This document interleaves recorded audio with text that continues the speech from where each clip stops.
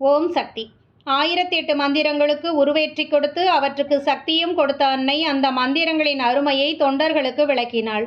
எவனொருவன் விடியற்காலையில் எழுந்து இந்த மந்திரங்களை மன ஒருமையோடு 1008 நாட்கள் தொடர்ந்து படித்து வழிபாடு செய்கிறானோ அவனுடைய சந்ததிகளையும் காப்பாற்றுவேன் என்றாள் அன்னை.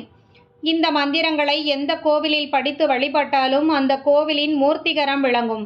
அக்கோயில் தெய்வங்களுக்கும் சக்தியளிப்பேன் என்றெல்லாம் அருளியிருந்தாள் அன்னை. அது கேட்டது முதல் தொண்டர்கள் பலர் நாள்தோறும் விடியற்காலை 3 மணிக்கு எழுந்து 1008 மந்திரங்கள் படிப்பதை அன்றாட கடமையாக மேற்கொண்டனர். சிலர் அந்த முயற்சியில் வெற்றி பெற முடியாமல் சோர்ந்து போயினர்.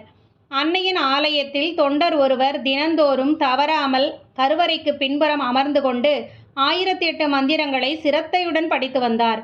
ஆகா, இவர்தான் அம்மாவிற்கு நல்ல பிள்ளை, விடாமல் மந்திரம் படிக்கிறார், நம்மால் தொடர்ந்து படிக்க முடியவில்லையே, இவரை பாருங்கள் எவ்வளவு பக்தி சிரத்தையோடு தவறாமல் மந்திரம் படிக்கிறார் என்று தொண்டர்களே அவரை பாராட்டி புகழ்ந்தார்கள்.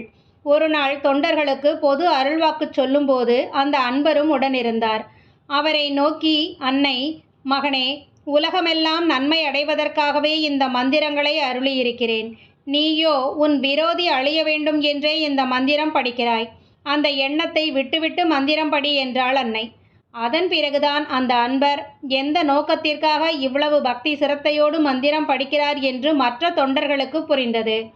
அவரவர் உள்ளத்தில் உள்ள எண்ணங்களை அன்னை அறிவாள். அவற்றுள் இந்த சம்பவமும் ஒன்று. ஓம் சக்தி.